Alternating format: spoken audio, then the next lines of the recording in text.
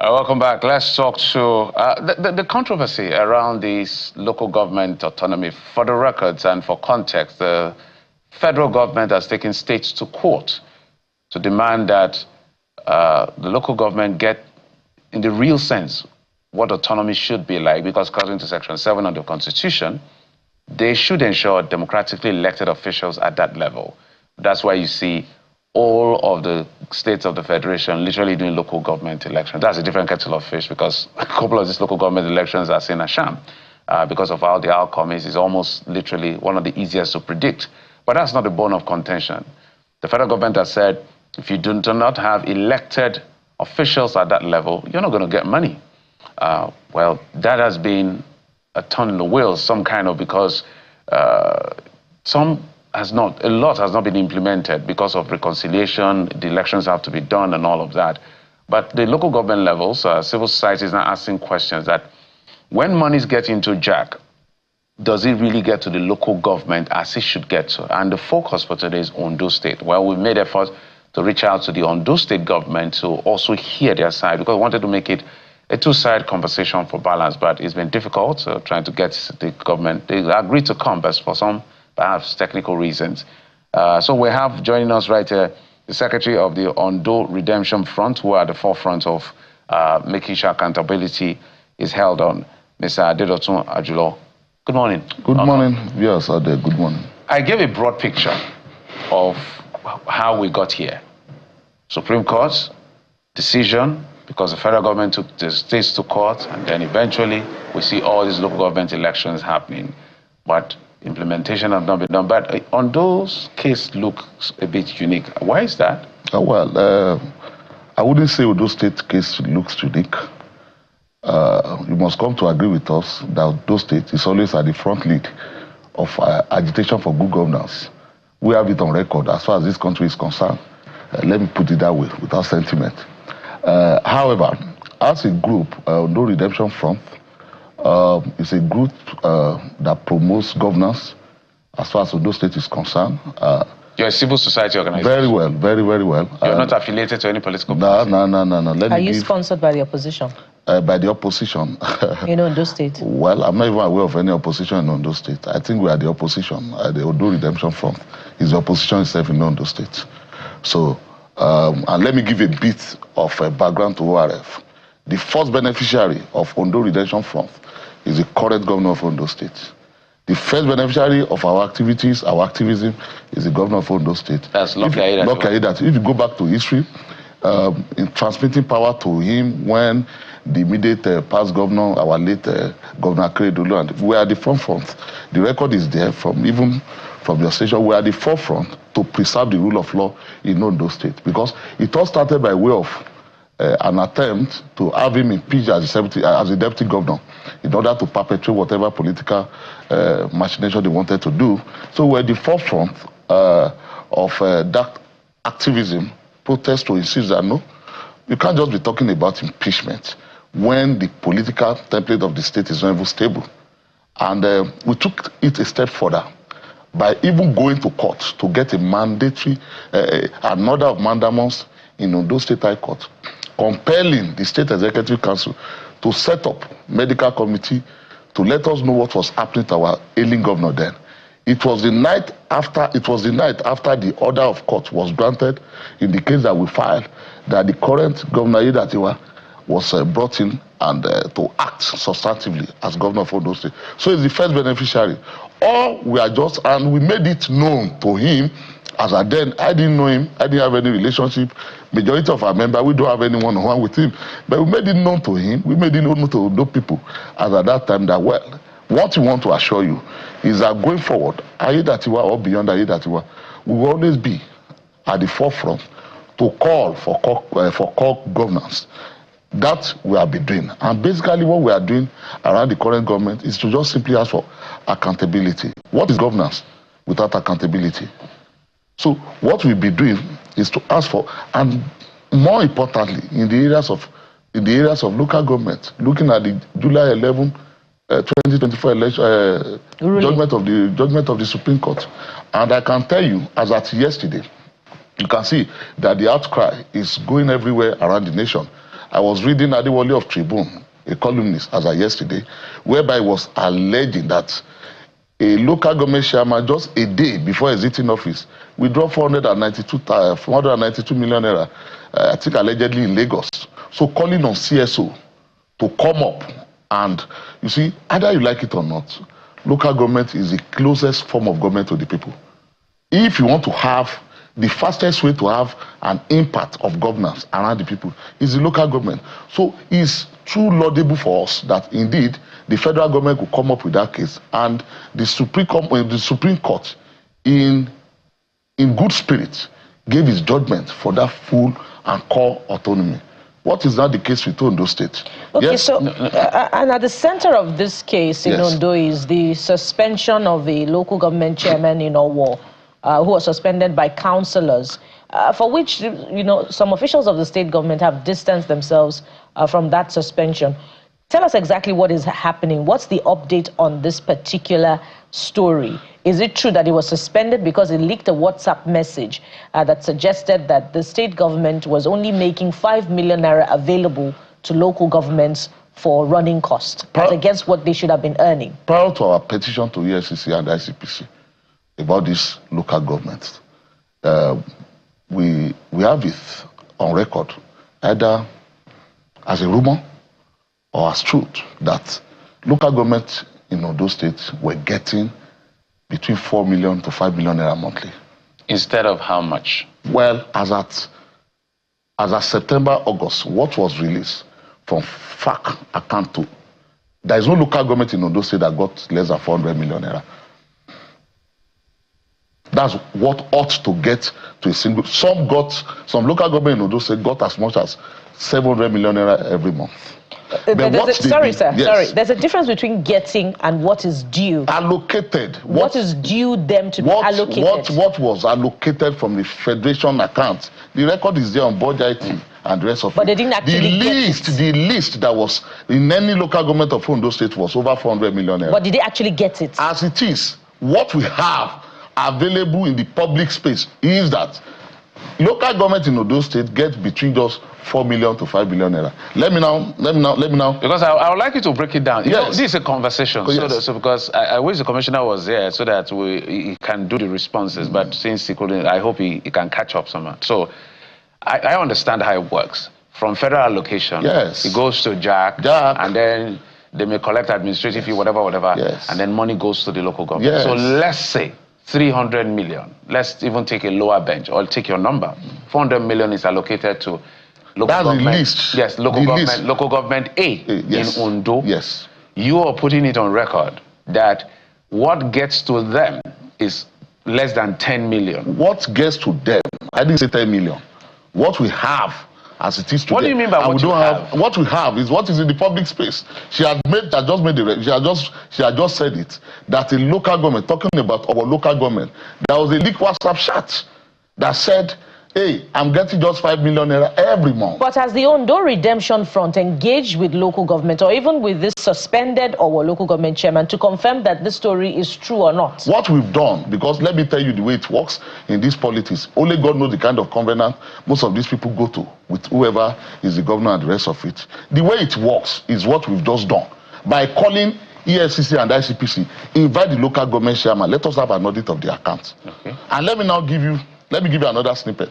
When we wrote, and this thing made it to the media, when we petitioned EFCC and ICPC, do you know what came up? The only defense we've had from the state government thus far was what was said by the local, the Commissioner for Local Government Affairs in Ondo State, saying it is the agreed position of all local government chairmen in Ondo State that the fund being allocated should be saved for capital projects. Should be saved for capital projects. You have a letter to that effect? It was on Vanguard. It is on Vanguard. A consensus of all local government chairmen. There is a collective decision of all local government chairmen to have their money being contributed, that so far they've saved about 50 billion naira for capital projects. Where is the communique? How did we arrive at that? Capital project to be executed by who? By who? No, so these are the questions. So we will not waste our time by going to engage we've called the relevant agency, and in spontaneous reaction, I'm happy. The office, the attorney generals across the federation, they had their roundtable event with the ICPC for Southwest right in Akure yesterday. And what ICPC was advising them is that they should all, the attorney generals should all uphold the Supreme Court, should try to uphold the Supreme Court judgment of July 11, 2024. Let's capture two positions now. On the one hand, this is from councillors in our local government who impeached or suspended, as the case may be, this Mr. Omolayo, the chairman. And these are the allegations leveled against him. They say, the allegations include financial impropriety, utter violation of statutory budget and IGR regulations, disrespect to traditional heads, and failure to conduct himself appropriately. These are the allegations leveled against Mr. Omolayo, who was suspended. On the other hand, the state government is also saying there's an obstruction to the implementation of the local government, financial autonomy granted local government by the Supreme Court, which is the Joint Account Allocation Committee, which is itself a creation of the Constitution and therefore an impediment to the implementation of that ruling. What are your responses to this position of the state government? The Supreme Court was very, very explicit. Section 162, I think sub 4 of the Constitution created JAC. But going further, reading further, when you read section 9 of that same, you see, JAC is JAC. That's the provision of JAC, talking about Joint Account Allocation Committee.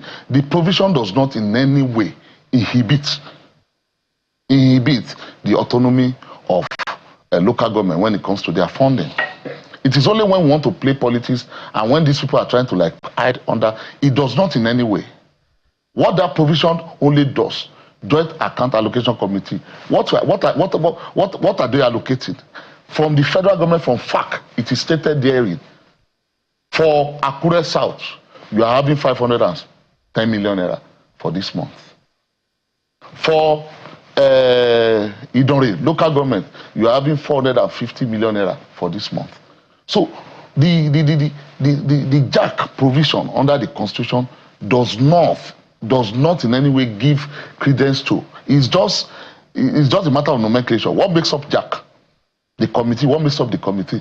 You are talking about the Accountant General of the state, because in receiving there must be a committee, there must be persons who are indeed signatories to whatever they are getting from federal government. So when you even look at what the JAC is being constituted of, who are the committee member? You are talking about the Accountant General of the state. And in fact, JAC is to protect the state from the federal, to ensure that what is actually due, their own is to oversee, to ensure that what is actually due for each of the local governments in Ondo state or any other state thereon comes directly to the local government. So anybody telling you about JAC inhibiting, no. The Supreme Court judgment was very, very explicit. And as it is today, at least I know of Lagos State and some few other states. I can tell you that the local, that's why you see this. So let's get back to what the law. So you're a lawyer, so let's stay with the law. Yes. What does the law? How does the law interpret that agreement you talked about? Because this is like micromanaging a tier of government. This is like federal government trying to micromanage states. Now states they micromanage local government, albeit illegally, we know. But you are saying that the response you got was that they all agreed that they will be saving the money for capital projects. Where is that in law? And that's what I'm saying. It does even right before the judgment of the Supreme Court, that very novel judgment of the Supreme Court of 2024, that does not have a basis. It doesn't have a place in law. It's like saying... Who responded to you with that information? The information, like I've said... Who communicated that information? We read it in the Vanguard, talking about the commissioner, the state commissioner for local government and citizenship affairs. It's there in the Vanguard. I can make it available thereafter for you to go and see through. So have you engaged with the Ondo state government in your decision to invite the EFCC and ICPC to investigate what's happening? Oh, for us to go and take permission from them? Is there any form of engagement as you demand accountability from the state yes, we've been on this. Every month we do have our state of state address.